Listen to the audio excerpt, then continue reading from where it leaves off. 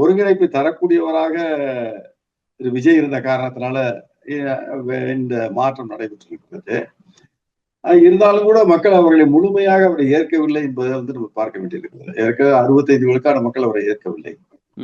234 தொகுதியில 108 தொகுதியில தான் அவர் வெற்றி பெற முடிந்திருக்கிறது. எனவே அதாவது அதிகமான ஒரு பெரும்பான்மை சட்டமன்ற உறுப்பினர்களை பெற்றிருக்கிறாரே தவிர, மற்ற கட்சிகளை விட அதிகமான வாக்குகளை பெற்றிருக்கிறாரே தவிர, தமிழக மக்களுடைய ஒரு ஏகோபித்த ஒரு வரவேற்பை அல்லது அவர்களுடைய உரிய தலைமையாக அவர் இல்லை என்பதை தான் பார்க்க முடியுது.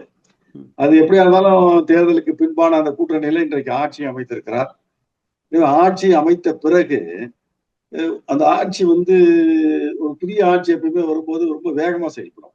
புதிய ஆட்சி, அது புதியவர்கள் வரும்போது அந்த ஆட்சி ஒரு வேகமான முறையில் செயல்பாடு, அந்த செயல்பாடு இல்லை என்பதை தான்